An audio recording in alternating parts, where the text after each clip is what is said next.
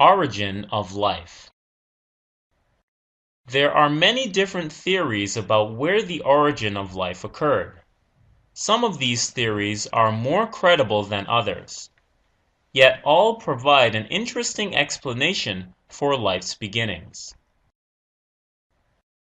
One early explanation, known as the materialistic theory or psychochemical theory, was proposed independently by two scientists. A.I. Oparin, a Russian scientist in 1923, and J.B.S. Haldane, an English scientist in 1928. It states that the origin of life on Earth is the result of a slow and gradual process of chemical evolution that probably occurred about 3.8 billion years ago. This theory was the precursor of another theory called abiogenesis, also known as spontaneous generation, which studies how life on Earth could have arisen from inanimate matter. It suggests that life began in water as a result of the combination of chemicals from the atmosphere and some form of energy to make amino acids, the building blocks of proteins, which would then evolve into all the species. Essential to this spontaneous origin of life was the availability of organic molecules as building blocks. Already in 1922, Oparin had proposed that the early Earth had a reducing atmosphere comprised mainly of ammonia, methane, and large amounts of hydrogen. Later, in 1953, Stanley Miller successfully carried out the famous Miller-Urey experiment, which showed that amino acids could be produced by reacting a mixture of methane, hydrogen, ammonia, and water in a spark discharge apparatus under conditions similar to those on the primitive Earth. The idea of spontaneous generation was popular almost till 17th century, supported by many scientists like Descartes, Galileo, and Hellman. Toward the end of the 19th century and the beginning of the 20th century, as scientists were learning about the genetic and biochemical complexity of the cell, confusion about the origin of life grew. One way around the problem was to say that life had never emerged, but that it had always been an inherent part of the universe. A Swedish chemist named Svante Arrhenius developed the panspermia theory, which simply states that life did not originate on the Earth, but originated somewhere else in the universe.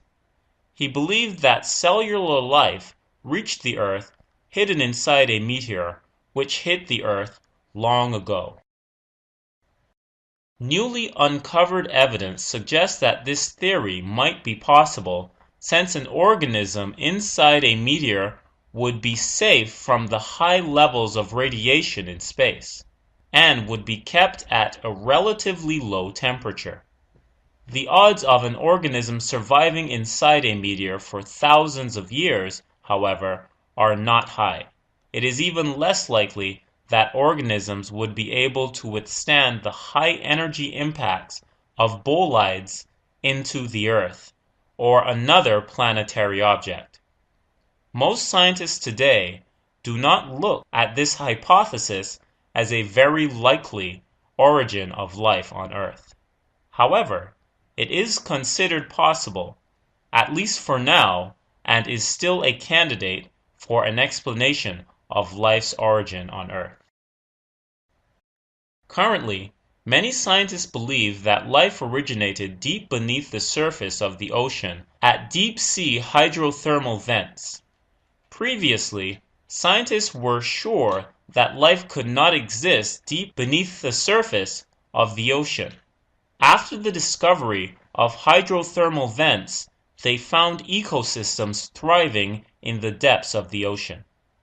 These ecosystems contain various types of fish, worms, crabs, bacteria, and other organisms which found a way to survive in a cold, hostile environment without energy from sunlight. These discoveries made many scientists begin to ask questions as to whether or not this was where life may have originated on the Earth. On the molecular level, the changes of life originating at deep-sea thermal vents are very meager. It has been estimated that life could not have arisen in the ocean unless the temperature was less than 25 degrees centigrade or 77 degrees Fahrenheit, because organic molecules are unstable at high temperatures and are destroyed as quickly as they are produced. On the contrary, the hot gaseous substances released by these vents are at temperatures in excess of 572 degrees Fahrenheit. Supporters of this theory, however, claim that the organic molecules at the thermal vents are not often formed in 300 degrees Celsius temperatures, but rather in a gradient formed between the hydrothermal vent water and the extremely cold water, 4 degrees Celsius, 39.2 degrees Fahrenheit, which surrounds the vent at the bottom of the ocean.